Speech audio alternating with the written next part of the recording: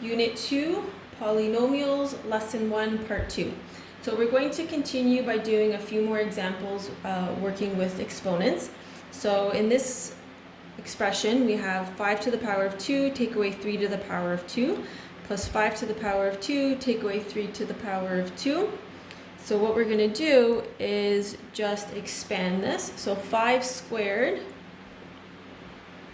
is 25. Take away 3 squared, which is 9, plus 5 squared, which is 25, minus 3 squared, which is 9. 25 take away 9 is 16. 25 take away 9 is 16. Final step is simplifying. 16 plus 16 equals 32. Our next example, we have some fractions. So again, whenever you have fractions with an exponent, depending on what your operations are, so 3 over 4 to the power of 2, we expand it this way. And then we're going to multiply it by negative 2 over 3, which has an exponent 3. So I'm going to write this 3 times. Okay, and then I can start simplifying my fractions. So 3 times 3 are my numerators, so that becomes 9. And when I'm multiplying fractions, I multiply the denominator. So my first fraction is 9 over 16.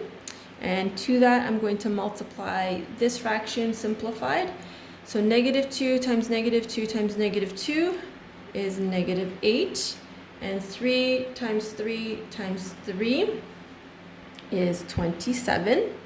So I still have 2 fractions and I'm still multiplying. So the rule is you multiply the numerators, you multiply the denominators. So if I put that into a calculator, I'm going to get negative 72 over 432. So I'm just running out of room here, so I'm just gonna move it up there. And my final step is to ensure it's in lowest terms. So looking at that, I can tell that can be reduced.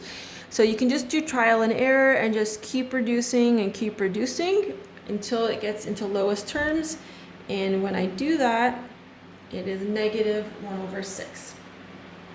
Our next example, we have an exponent when we're going to be doing some substitution. So 3a squared, where a is equal to 3, we're going to put that 3 into our expression.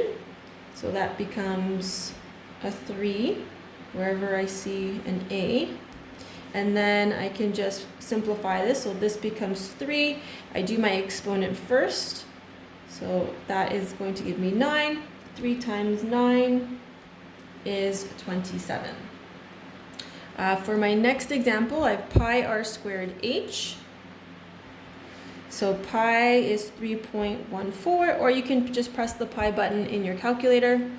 R is equal to 3.1, so I'm going to substitute 3.1 into my equation wherever I see R, and then h is 4.2. So according to Bedmis, I have to do the 3.1 squared first.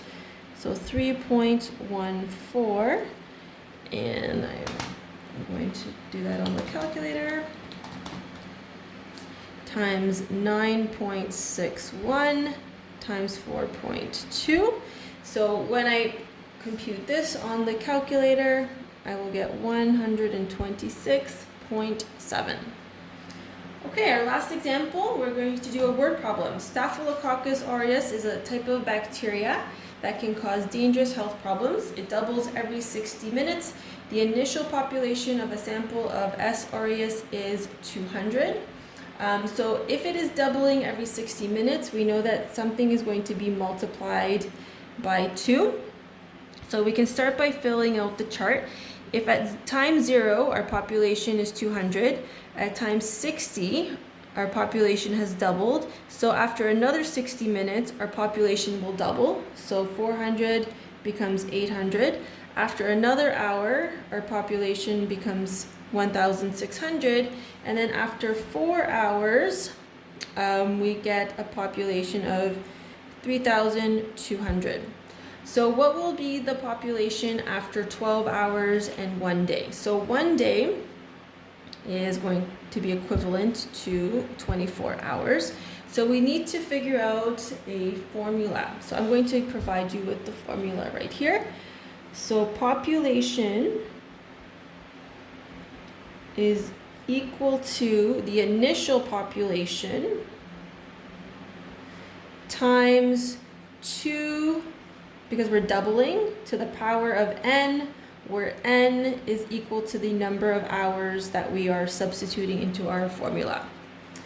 So I can then write p equals 200 times 2 to the power of 12, because I want to find out after 12 hours.